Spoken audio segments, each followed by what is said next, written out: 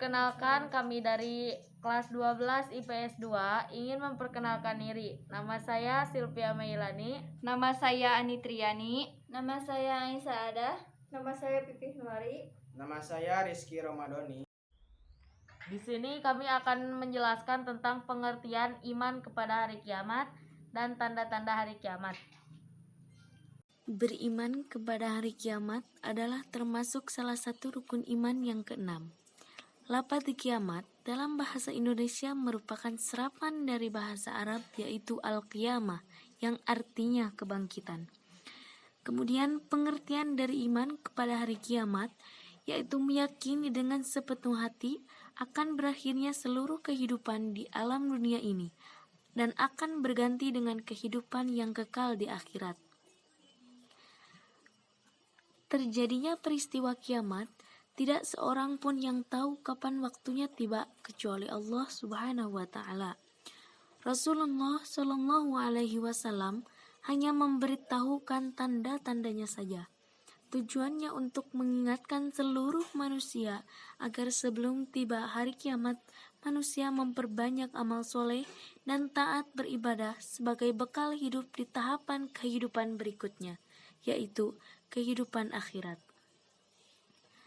Allah Subhanahu wa taala telah menceritakan tentang dahsyatnya kejadian dan peristiwa pada hari kiamat.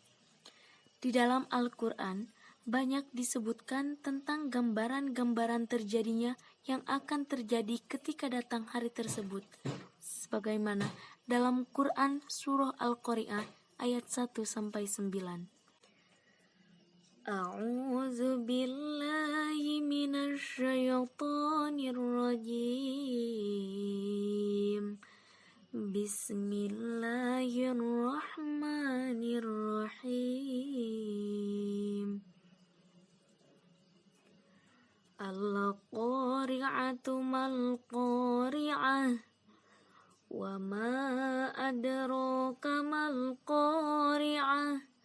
Yauma yakunun nasu kal farashil mabsus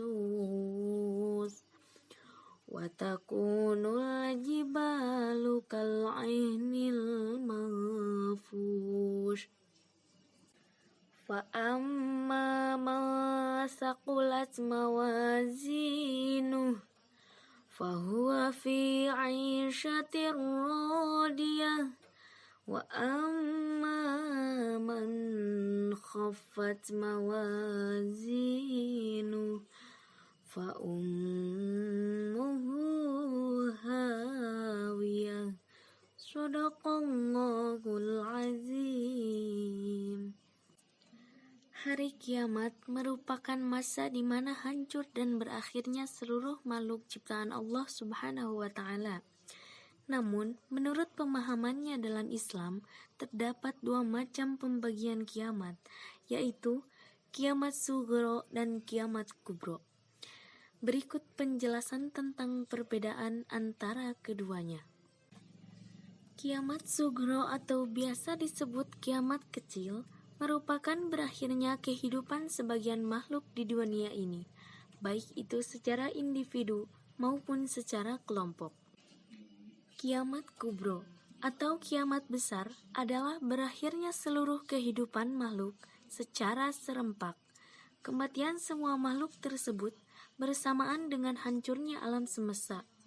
Tidak ada yang tersisa setelah kiamat kubro terjadi. Adapun tanda-tanda datangnya hari kiamat terbagi menjadi dua, yaitu tanda-tanda kecil dan tanda-tanda besar. Di antara yang termasuk sebagai tanda-tanda kecil datangnya hari kiamat, yaitu ajaran Islam sudah dianggap tidak penting lagi dan banyak ditinggalkan oleh umat muslim. Yang selanjutnya, tersebarnya perzinaan hingga dianggap lumrah dalam masyarakat.